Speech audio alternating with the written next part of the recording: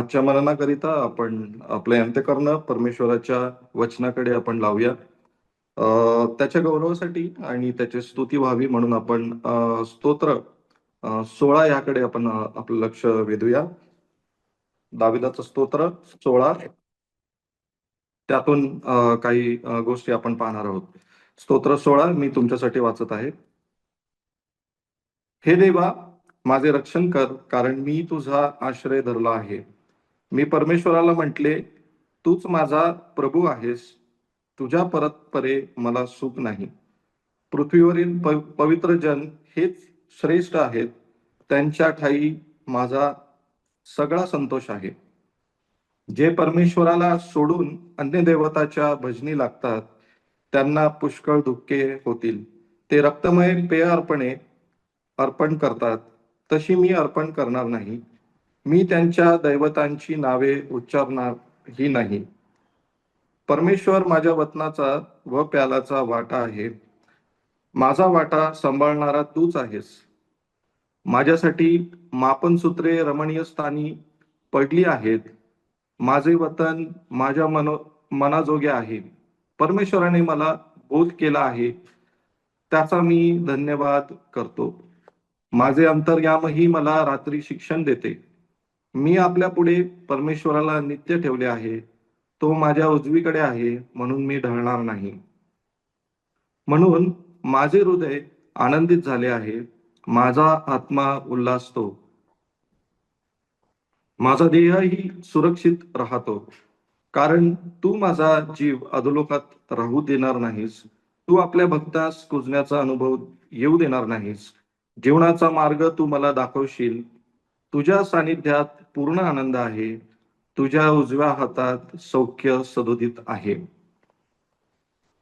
स्तोत्र 16 दाविदाने लिहिलेलं स्तोत्र आहे आणि ह्या स्तोत्रामध्ये आपण जर लक्षपूर्वक वाचलं तर दावीद विश्वासाने या गोष्टी लिहित आहे की त्याला देवापासून काय प्राप्त झालेलं आहे.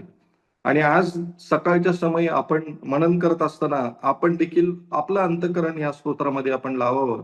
दाविदाने जे विचार पुढे मांडलेले आहेत त्याकडे आपण आपलं लक्ष आपण देऊया. कारण खरोखर उत्तम गोष्टी दाविदाला देवाच्या आत्म्याने प्रेरित होऊन देवाने सुचवलेल्या आहेत आणि परमेश्वर त्याच्याशी जवळ तो बोलत आहे आणि खरोखर त्याने आपले विचार या ठिकाणी या स्तोत्रामध्ये पूर्ण त्याचं अंतःकरण त्याने ओतलेलं आपल्याला पाहावस मिळत आहे. आणि विशेष करून काही ठराविक वचन आपण त्याकडे लक्ष देऊया. जसं वचन 2, वचन 3, वचन 5 आणि वचन 6 ह्या वचनांमध्ये दावीद प्रामुख्याने तो लिहित आहे की त्याला देवापासून किंवा परमेश्वर त्याच्यासाठी काय आहे, परमेश्वर देव तो त्याचं मोल त्याच्या जीवनामध्ये काय आहे, दावीद या ठिकाणी तो स्पष्टपणे लिहित आहे. सर्वात प्रथम तो परमेश्वराला तो म्हणत आहे की हे परमेश्वरा, दुसरं वचन मी रेफर करत आहे तिथं असं तो म्हणतो, मी परमेश्वराला म्हटले, तूच माझा प्रभू आहेस. तुझ्या परते मला सुख नाही. तो परमेश्वराला प्रभू म्हणून या ठिकाणी संबोधित आहे. प्रभू या शब्दाचा अर्थ आपणास ठाऊक आहे. स्वामी, सर्वस्व तूच आहे असं तो परमेश्वराला या ठिकाणी तो बोलत आहे आणि तो म्हणत आहे की तूच माझा प्रभू आहे. दुसरी गोष्ट तो म्हणत आहे की तुझ्या परते म्हणजे तुझ्याशिवाय मला दुसरं कुठलंही सुख नाही. जीवनाच्या त्याच्या प्रवासामध्ये दाविदाने अनेक गोष्टी पाहिल्या. ते पण त्याच्या एकदम तरुणपणापासून त्याने सर्व गोष्टी अधिक म्हणजे खूप वेगवेगळ्या अनुभवातून दावीद गेलेला आपल्याला पाहावयास मिळतो. परंतु ह्या ठिकाणी त्याला तो परमेश्वराला म्हणत आहे की तुझ्या परते मला काही सुख नाही. परमेश्वर त्याचं सर्वस्वी तो झालेला आहे. परमेश्वर त्याला तो त्याला म्हणून प्रभू असं त्या ठिकाणी संबोधित आहे. नंतर ज्यावेळेस आपण 5व्या वचनाकडे येतो तिथं तो असं म्हणत आहे की परमेश्वर माझ्या वचनाचा व प्यालाचा वाटा आहे. तो परमेश्वराला म्हणत आहे की तो परमेश्वर माझा वतन आहे. परमेश्वर माझ्या प्यालाचा तो वाटा आहे. आणि खरोखर आशीर्वादित प्याला प्रभूने दाविदाच्या आपल्या जीवनामध्ये दिलेला आपल्याला पाहावयास मिळतं. आणि म्हणून दावीद या ठिकाणी म्हणत आहे की परमेश्वराने काय दिलेलं आहे बरं, त्याला मोठं वतन दिलेलं आहे. आणि खरोखर तो म्हणत आहे की त्याचा सांभाळ देखील परमेश्वर खुद करत आहे. आणि तो त्याच्या दुसऱ्या भागामध्ये 5व्या वचनाच्या दुसऱ्या भागात असं म्हणतो की माझा वाटा सांभाळणारा तूच आहेस. आणि खरोखर दावीद ह्या ठिकाणी परमेश्वर त्याचा वतन आहे आणि परमेश्वरच त्याला सांभाळणारा, त्याच्या वाट्याचा सांभाळणारा तो प्रभू आहे असं तो या ठिकाणी म्हणत आहे. आणि परमेश्वराचं वतन म्हणजे काय, ह्या गोष्टीविषयी आपण अधिक जर पाहिलं तर आपल्याला बऱ्याच काही गोष्टी पवित्र शास्त्रातून प्रगट होतात. आणि परमेश्वराचं गौरव या वचनातून आपल्याला प्राप्त होतं. आणि तो या ठिकाणी म्हणत आहे की परमेश्वर माझा वतनाचा व प्यालाचा तो वाटा आहे. आणि खरोखर ही गोष्ट देखील तो परमेश्वराला श्रेय देत आहे की परमेश्वराने त्याचं वतन म्हणून त्याला स्वतःला दिलेलं आहे. आणि म्हणून दावीद या ठिकाणी संतुष्ट आहे, दावीद या ठिकाणी आनंदित आहे. आणि म्हणून तो या ठिकाणी तो म्हणत आहे की माझा वाटा देखील परमेश्वरच सांभाळतो. आणि परमेश्वराने ही गोष्ट त्याच्या जीवनामध्ये दिलेली, त्याचं एक्नॉलेजमेंट दावीद या ठिकाणी देत आहे. ती गोष्ट तो स्वीकारून परमेश्वरापुढे तो बोलून दाखवत आहे. त्याचप्रमाणे ज्यावेळेस आपण 6व्या वचनाकडे येतो त्यावेळेस तिथं देखील परमेश्वराने त्याला काय दिलेलं आहे ते तो सांगत आहे. 6व्या वचनामध्ये तो म्हणतो की माझ्यासाठी मापनसूत्रे रमणीय स्थानी पडले आहेत, माझे वतन माझ्या मनाजोगे आहे. परमेश्वराने त्याचे जे मापनसूत्र आहेत, जणू काय त्याच्या जीवनाची सीमा परमेश्वराने योग्य स्थळी त्याने आणून ठेवलेली आहे. परमेश्वराने दाविदाच्या जीवनामध्ये योग्य स्थानी त्याला आणून ठेवलेलं आहे. आणि एवढंच नव्हे तर तो म्हणत आहे की ती रमणीय स्थान आहे. परमेश्वराच्या प्रेझेन्समध्ये, परमेश्वराच्या उपस्थितीमध्ये असणं हे किती महत्वाचं आहे. आणि म्हणून तो म्हणत आहे की योग्य स्थानी, रमणीय स्थानी परमेश्वराने त्याचं वस्ती परमेश्वराने केलेली आहे. आणि म्हणून परमेश्वर, म्हणून दावीद परमेश्वरामध्ये आनंदित आहे. आणि खरोखर तो पुढे म्हणत आहे की माझे वतन माझ्या मनाजोगे आहे. आणि खरोखर त्यामध्ये दाविदाला संतुष्टी प्राप्त झालेली आहे, कारण का परमेश्वराने योग्य ठिकाणी त्याला आणून बसवलेलं आहे असं दावीद त्याला म्हणत आहे. आणि खरोखर हे जे वचन आपण वाचले ह्यामध्ये आपल्याला दाविदाला प्राप्त झालेली गोष्ट काय आहे हे दावीद स्पष्टपणे तो सांगत आहे. आणि खरोखर त्याचा सारांश जर आपण पाहिला, पहिले म्हणजे जे 3 वचन आपण पाहिले त्यामध्ये आपल्याला पहिली गोष्ट पाहावयास मिळते की तो म्हणत आहे की तू माझा प्रभू आहेस, you are my lord, you are my good. तो म्हणत आहे तू माझा प्रभू आहेस आणि तूच माझं सुख आहे. तो परमेश्वरालाच म्हणत आहे की तू माझा प्रभू आहेस, तूच माझं सुख आहे. दुसरी गोष्ट तो म्हणत आहे की माझे वतन तूच सांभाळतोस आणि तूच माझे वतन आहे. परमेश्वरालाच तो म्हणत आहे की तू माझे वतन तर सांभाळतोच, परंतु तूच माझे वतन आहे. God holds my lot and God is my lot. ही दुसरी गोष्ट तो म्हणत आहे. तिसरी गोष्ट तो म्हणतो की God decides my Fortune, God is my Fortune. God, परमेश्वर जो आहे तोच माझा सर्व गोष्टी, भविष्यात होणाऱ्या गोष्टी, वर्तमान काळामध्ये होणाऱ्या गोष्टी, सर्व गोष्टी परमेश्वर त्यांच्या हातामध्ये आहे. आणि ही परमेश्वराच्या साठी आहेत. परमेश्वर स्वतः त्या सर्व गोष्टी त्याच्या जीवनामध्ये तो घडून देत आहे. आणि खरोखर चौथी गोष्ट तो म्हणतो God governs my life, God is my life.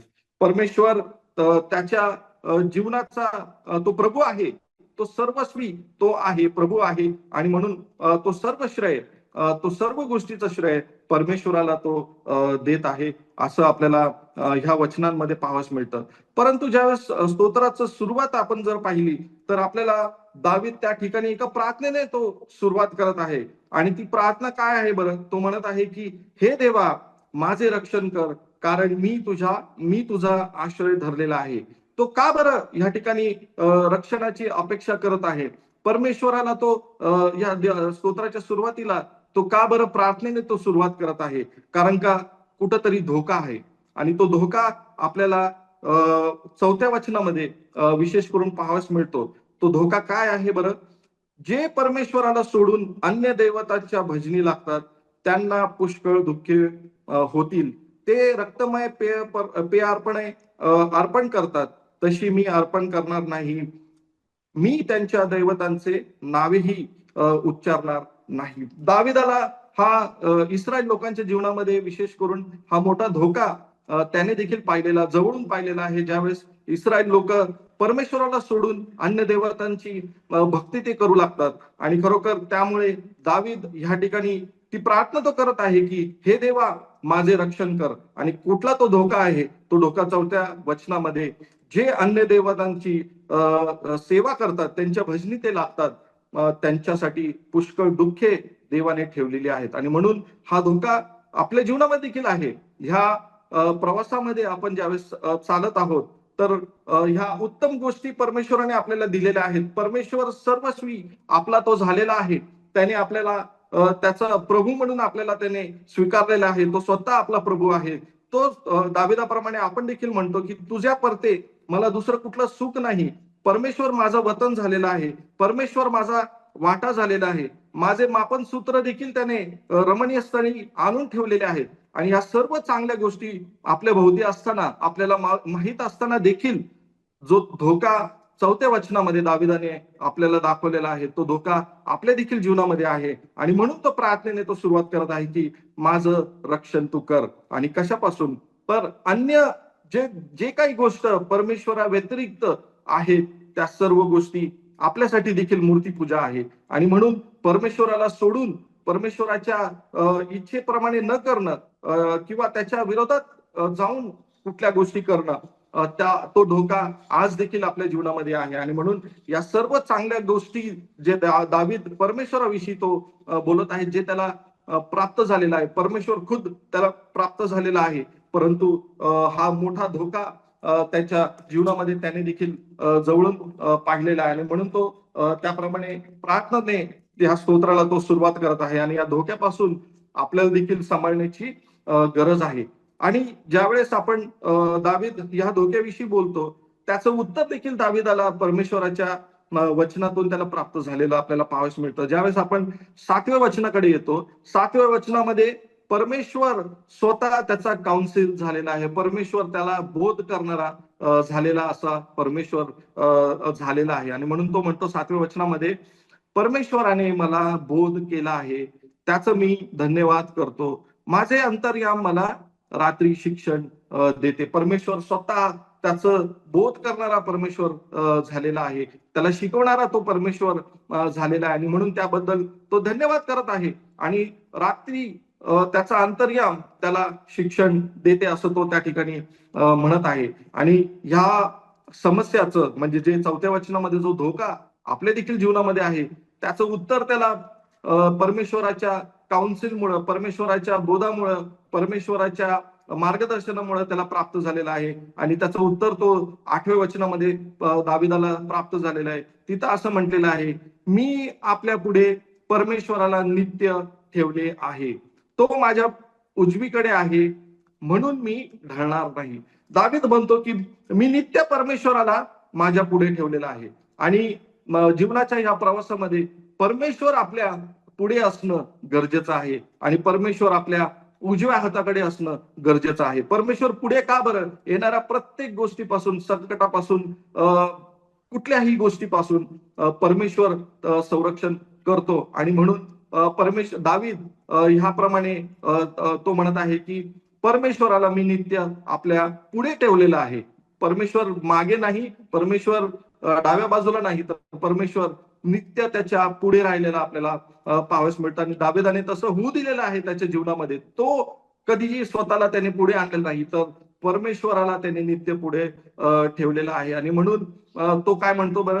आणि त्याच्या उजव्या हाताकडे देखील परमेश्वर आहे, असं तो 8व्या वचनामध्ये म्हणतो. आणि त्याचं कारण काय बरं? त्याचा परिणाम काय आहे? तो म्हणतो, म्हणून मी ढळणार नाही.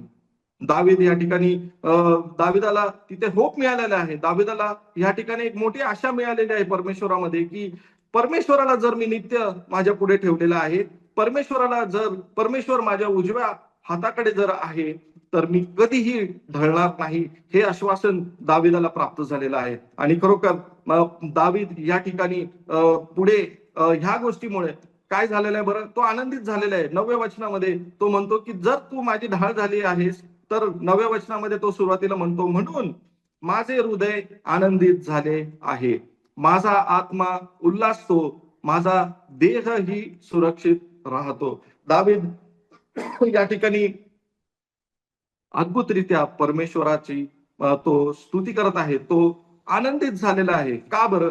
कारण का परमेश्वर नित्य त्याच्या पुढे आहे, परमेश्वर त्याच्या उजव्या हस्तीकडे आहे आणि म्हणून तो कधी ढळणार नाही. आणि म्हणून तो 9व्या वचनामध्ये म्हणतो, म्हणून माझे हृदय आनंदित झाले आहे, माझा आत्मा उल्हासतो, माझा देहही सुरक्षित राहतो. परमेश्वराने दाविदाच्या जीवनामध्ये अद्भुत कार्य केलं आणि म्हणून दावीद हा अनुभव, त्याच्या जीवनामधला अनुभव तो या ठिकाणी लिहित आहे.